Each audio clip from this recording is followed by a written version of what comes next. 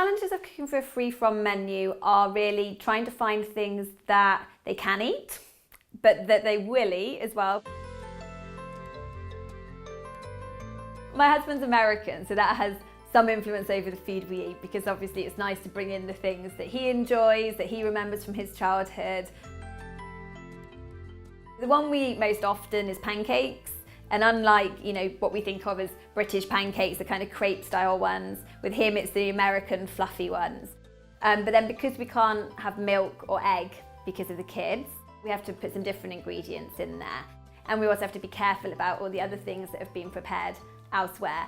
More so at home, we cook from scratch and make things ourselves. So it's as much about new ingredients as finding how you can use other ingredients.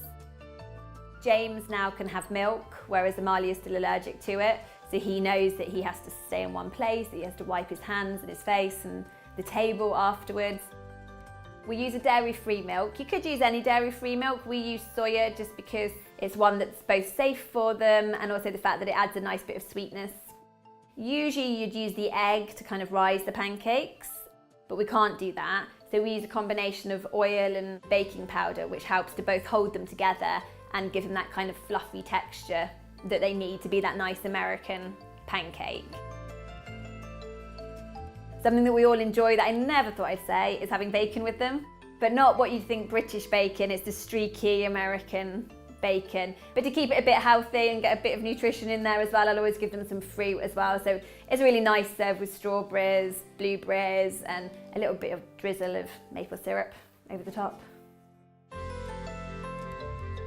I think it's really important to be able to show other people what you can do with food, because often when you've got food allergies, the conversation you're having is you can't have this and you can't do that and this is going to be a problem and this is going to be dangerous or scary. And so I think it's really important to be able to turn that around. Because of what they have to deal with the allergies, it's always going to be something they have to be conscious of. But I want them to know that they can still make great things, they can still do all the things their friends do. It's just that we might have to think about it in a different way, look for different ingredients, find another way to cook it. I don't want food to be something they're scared of or they're worried about. I want it to be something that they enjoy and they're involved with, and that they have that confidence that they can make their own food and that they can kind of do that going forward and as they grow up.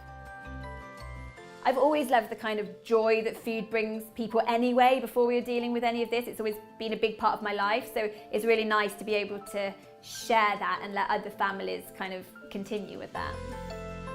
Focus on what you can do and what you can eat,